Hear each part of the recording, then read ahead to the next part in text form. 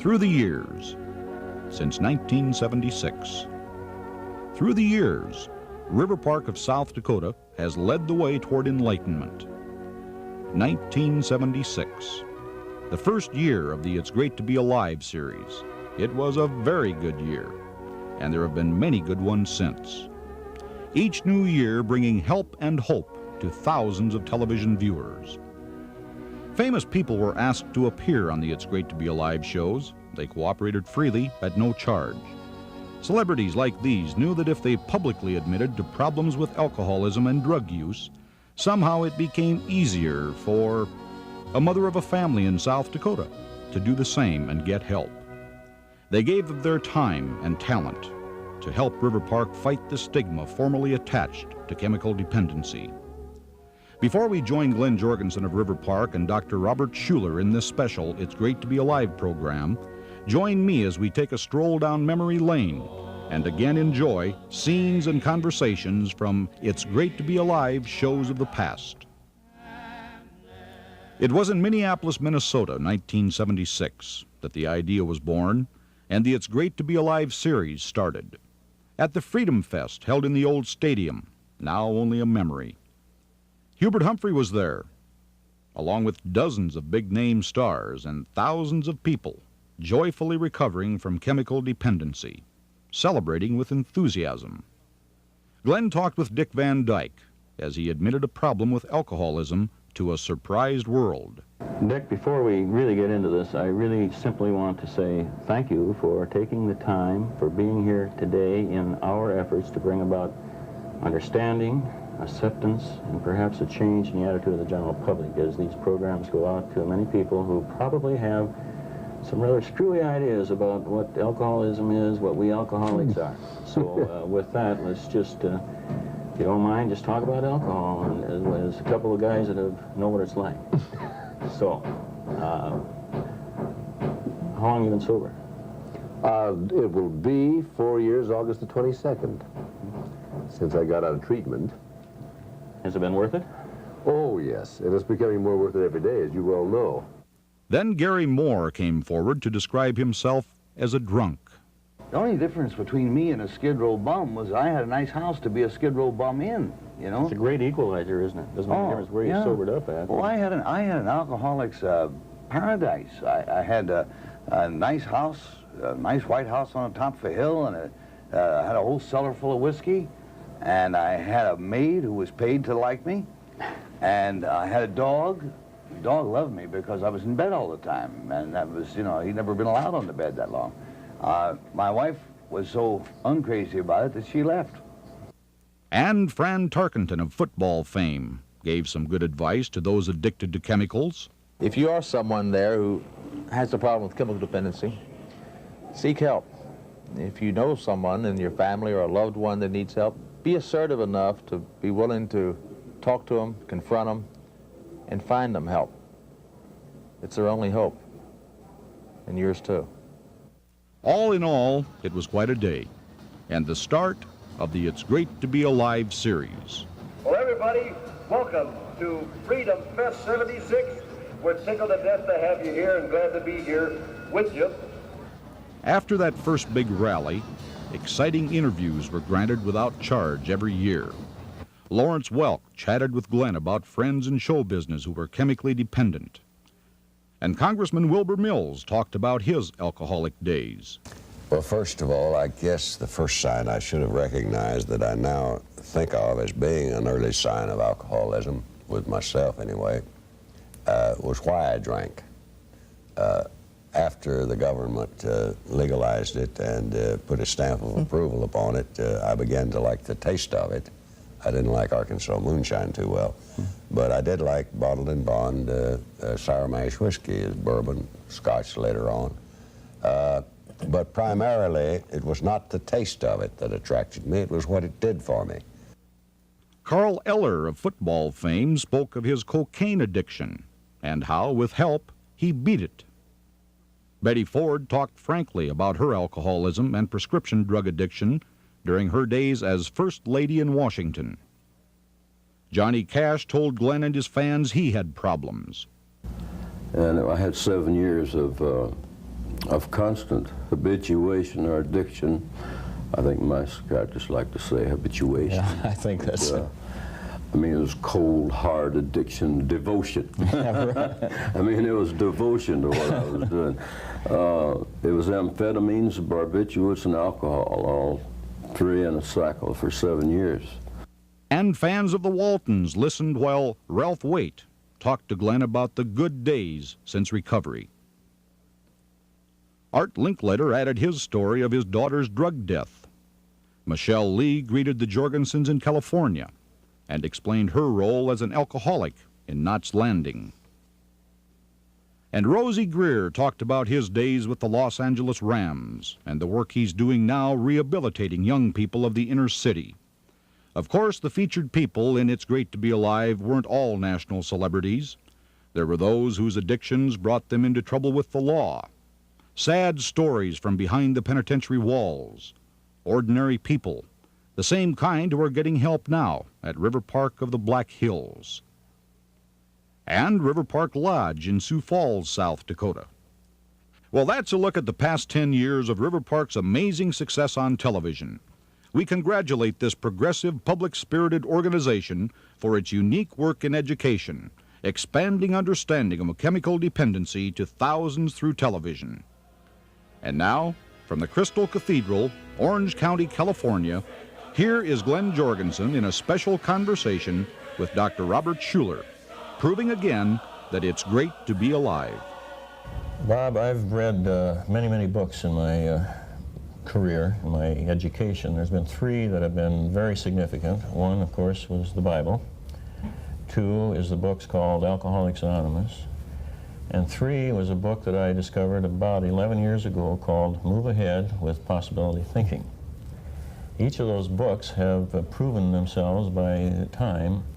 What I'd like to visit a little about is your book, Move Ahead with Possibility Thinking, because I've had the privilege through these years of watching the principles that you expound there put into practice and bringing about results. So for openers, would you give me a brief definition of what possibility thinking is? Well, I think it's nothing more than what the Bible calls faith. Hebrews 11, without faith it is impossible to please God.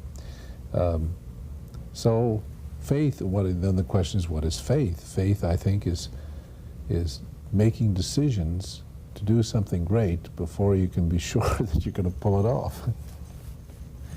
So if people see possibility thinking as old-fashioned, good, positive, religious faith, I think then they're on the right track. Mm-hmm.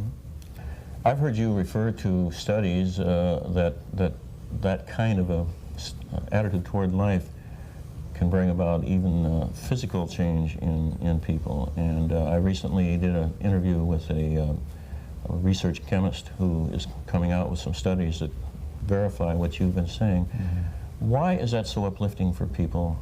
Why hearing you speak, Norman Vincent Peale, what do you think that does to the human person? Well, I think that, we now know, and this is rather recent, the last decade, but we now know, and when I say we, I'm talking about UCLA Medical School, studies there. Norman Cousins is probably the best spokesman. Or I'm talking about the University of Pennsylvania, their Institute for Cognitive Therapy, and their whole school of psychiatry. We now know that the brain is a gland, like lots of body glands, and most body glands, if you stimulate them with a thought, they will offer secretion. The right thought in your brain and the glands in the eyes will emit tears. And the right stimulation of the right thought and the glands in the body will begin to perspire. And we could go through the entire Bible, and glands do secrete liquid and chemicals. The brain is a gland, and if it's stimulated with a positive thought, it stimulates chemicals called endorphins. And these are chemicals that affect the whole physical system. On an up way, on a healthy way, it's like a natural high. And instead of having chemicals or drugs to give you stimulation, the body is built with its own internal high chemical system. But the trigger that releases those chemicals comes in the head, through the brain. That's then why part of the reason why people use drugs, because they're not stimulating those. That's right. And so by the use of the drug. I know that you personally and your organization here has been in the forefront of recognizing and providing help for people afflicted with alcohol and drugs. What, for which we thank you, by the way, what are you seeing and as far as the extent of the problem? Do you have a feel for the massiveness of the problem on a national level? Well, I surely do. You see, our television program is a large audience, a few million people, I guess, and each week, and many of these letters are people that say to me, "You saved my life." Mm-hmm.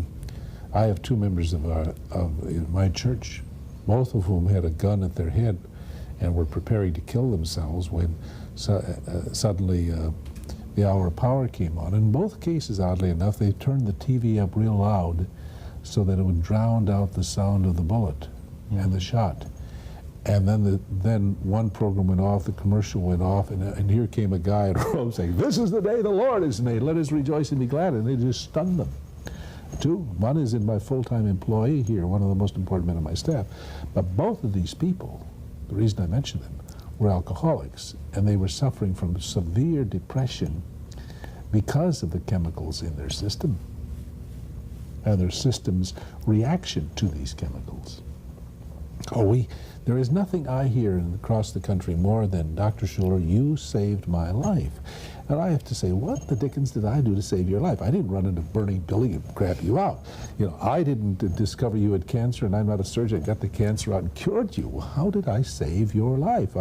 You weren't dying of starvation, and I brought you food. You weren't dying of thirst. I brought you water. How did I save your life? And then always the answer comes, "Well, I lost the will to live, and you gave me hope."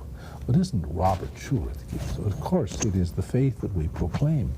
And now, in almost all of these cases, there's chemicals involved. Mm-hmm. Why were they to the point where somebody had to come along and save them? Mm-hmm. What brought them to that pit where the will to die was becoming stronger than the will to live? It wasn't the frustrations of life. It wasn't the fact that they suffered enormous losses. But almost always, it was the added depressive measurement of chemicals in their system. Mm-hmm. You understand what I'm saying, don't you? Yes, and that's also accounts for some of the reasons people have relapses, too. You know, Bob, through these years of our involvement with some 15,000 alcoholics and drug-dependent people, one of the things that I personally have identified, as far as I'm concerned, that is a root problem, and you have addressed so well, is the need for self-acceptance. I really feel that that is the most common repetitive thing that surfaces in the people we work with. You've written about that and you talk about that. Why do you feel that that is such a root need for the human soul? I think it's a root need for the human soul because the human being, unlike other animals, the human being is created in the image of God, which means we are not fulfilled. We do not interpret meaning accurately until we have a sense of our worth, our positive pride. Not arrogance, but healthy pride. We use terms like self-esteem, self-worth, self-respect. I say, why do people have such problems with ego? Where did the ego come from in the first place? Animals don't have it. The bears don't have it, the horses don't have it. They don't have what we call ego. That is a unique human quality. If it's unique human quality, probably it is a positive force that went awry and has now become a negative force. Was it first intended to be our halo that has now become our horn? Was it intended to be our cross and now it's a crown and now it's become our cross? I think the Bible teaches that we were created in the image of God, and therefore at the outset we had a wonderful sense of, gee, I am somebody. I'm the crown of creation. I'm the best thing God ever did, you know? Then sin entered the world. I define sin as lack of faith. I think that's the deepest interpretation of sin you could have. the human condition. And when I've lost faith in God, and then I lose faith in myself, by golly, then I don't know how to feed my normal, healthy sense of glory, and then what is intended to be a healthy force becomes a damnable, destructive force called a hell of an ego.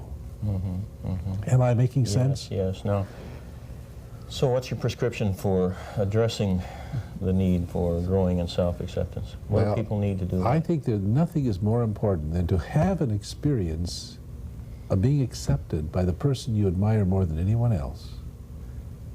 Imagine the person you admire more than anyone else. Imagine that person is, in your mind, flawless, perfect, ideal. Then imagine that that person gets interested in you, and you're in with that person, alone with that person. And then imagine that that person knows what you've done at your worst, and he knows your darkest secrets.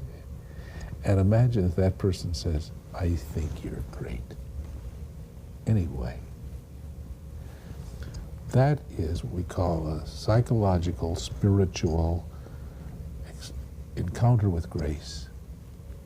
The ideal person that I think of as my best friend is Jesus Christ. And so in this I have an experience of grace, and there's a great verse in the Bible, by grace are you saved through faith, that not of yourself is a gift of God. So then I have an experience of being accepted at my worst, treated as if I'm as good as he is. Okay. Your book, The Be Happy Attitudes, I've been struck by the, first of all, it's excellent writing, but the similarity between it and the 12 steps of AA. Oh, sure, Yeah. sure. Where did the 12 steps come from? They came from the Beatitudes. They really did in essence. Yeah. And this is another thing that we're seeing, Bob, that the more we learn scientifically, the more it reinforces the wisdom and the reasons for the successes of the principles, such as the Beatitudes. And that's exciting. It is. Because for years, there was a tendency to be critical of that approach to helping people because it wasn't confusing enough, if you will. But now it's becoming proven scientifically that these are good things. You've written many books. I'd just be curious to know if you had to select one of your works, would you do that? Oh, yes, I would. I'd take the Be Happy Attitudes book. I really think it's the best I've ever done. Because it is the 8 steps. The ego, which is so demonic and destructive, unredeemed. The ego is chipped away non-directively. I mean, how in the world do you take an ego-centered person and get him to change? The very ego sets up all kinds of defense mechanisms. If you try to tell him, hey, you're cocky or you're arrogant, he just gets worse. How do you change him? That's the question. And I think in these 8 attitudes, if we just get people to affirm, I need help, I can't do it alone. Well, that makes sense. I think you can get an egotist to say that. I do need help, I can't do it alone. He probably has never said it, but I can say that. And then I've got to remain calm, cool, and corrected. And he may pause a minute and say, well, let me ask you a question. Do you know all the answers to all the questions, and are you positive that all your answers are absolutely right? He'll say, well, no, I guess not. Okay, then I think you can say, I got to remain calm, cool, and corrected, I guess. Yeah, I guess so. And he doesn't realize it, but he is weakening the support system of his arrogance. And then you, one after another, and then you say, well, I really want to do the right thing. I bet you do, don't you? You don't want to do the wrong thing. Well, that's right, I want to do the right thing, okay? Well, what if the right thing is to, is not to put your name on it? What if you sold more product if your name wasn't on it? Well, So you're getting them to move from ego involvement in their decision-making process to the very pragmatic, I want to do the right thing. And so the ego is, again, chiseled a little bit. And so I don't think any 8 steps have ever come together that really change a person from an ego, destructive ego person to an honest, humble, self-esteem kind of a creature. And I'm so thrilled because it's the only book I've ever written where all 8 chapters are built upon a sentence of Jesus Christ. Inspired. Well, it's an odd, I say this one is for Jesus. Yeah, yeah. I'm sure many people visualize you as always being on top and in control, and which I'm sure you are. But what have been, could you share what maybe has been most stressful in your life that you've had to deal with? I think I understand what you're saying. Really what I would call bad times. Yes. Mm-hmm. Which is the baddest of the bad times? I don't know. It was tough. I think probably I would say when my daughter lost her leg. When you have a child that dies or is maimed or wounded irreparably, irretrievably, that I think is really tough.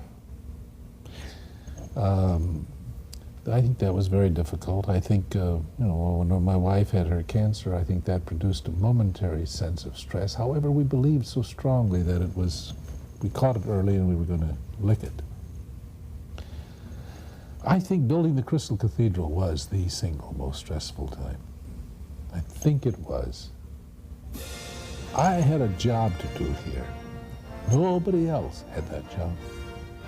The job was to provide a roof over the heads of my people. We sat outdoors.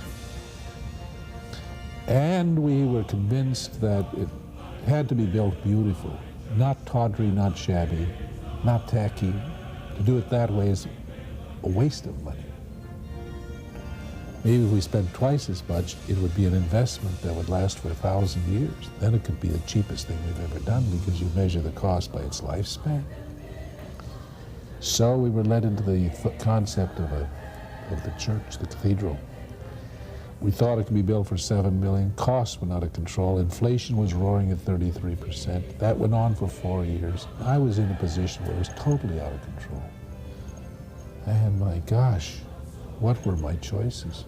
I was left with only one positive option, and that was to go through, see it through to completion, deliver the finished product, and do it with honor and dignity. And to do that required a tremendous amount of energy on my part. It's tough to remain enthusiastic when everybody else, who has nothing to do with it, is criticizing you, finding fault, being judgmental, when they don't have better ideas. How do you deal with criticism today?